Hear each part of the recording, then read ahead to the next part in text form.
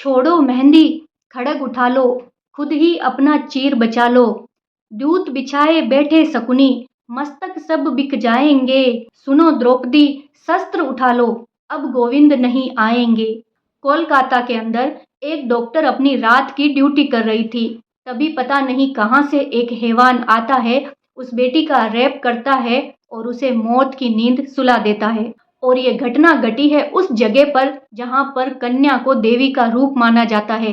9 दिन तक माँ दुर्गा की, माँ काली की पूजा की जाती है। बेटी बचाओ बेटी पढ़ाओ के नारे को सुन के हमने बेटियों को पढ़ाना तो शुरू कर दिया, परंतु हम बेटियों को बचा आज भी नहीं पा रहे हैं। उस डॉक्टर बेटी के साथ में इतनी दरिंदगी हुई कि अगर कोई देख ले तो रूह कांप जाती है। उसकी आंखों तक से खून निकल रहा था।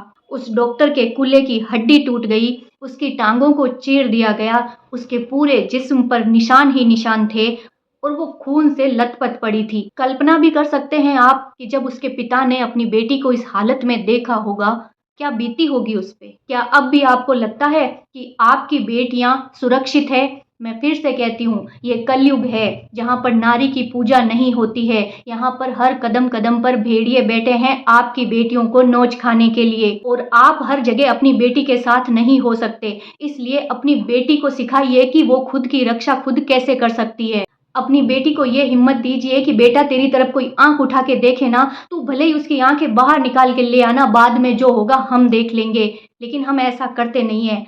हम अपनी बेटियों को संस्कार के नाम पर हमेशा दबाते हैं, हमेशा धीरे बोलने की सलाह देते हैं, झुक के चलने की सलाह देते हैं, और कहीं ना कहीं यही सब संस्कार की बातें सुनते सुनते लड़कियां छुई मुई बन जाती है। लेकिन आज के समय को देखते हुए बेटियों को छुई मुई बनाने की जरूरत नहीं है, जरूरत है उनको निर्भीक बनाने की। बहुत सारे लोग ज्ञान देते हैं कि आजकल की लड़कियों में संस्कार नहीं बचे हैं, तो संस्कार सीखने की जितनी जरूरत बेटियों को है, उससे ज्यादा जरूरत तो शायद बेटों को है, क्योंकि रेप करने वाला एक आदमी था। आज ना 5 साल की बच्ची सुरक्षित है, ना 25 साल की, ना 50 साल की बुजुर्ग सुरक्षित है, कोई भी सुरक्षित नहीं है। अगर ऐसे माहौल में, ऐसी दुनिया के अंदर भी हम सिर्फ संस्कारों का रोना लेकर के बैठे रहेंगे तो ऐसे ही बेटियां मरती रहेगी, ऐसे दरिंदों का शिकार होती रहेगी। अपनी बेटियों को संस्कार सिखाइए, लेकिन संस्कार के साथ साथ ये भी सिखाइए कि बेटा अगर तेरी तरफ कोई हाथ बढ़ाए ना तो उस हाथ को वहीं पर काट देना, लेकिन कभी भी गलत सहन करके घर मत आना। जिस दिन बेटियां ये हिम्मत दिखाने लग जाएगी ना, यकीन मानिए ये जो घटनाएं हो रही है ये बहुत कम हो जाएगी, क्योंकि संस्कारों की पोटली आपकी बेटी की जान से बढ़कर नहीं है।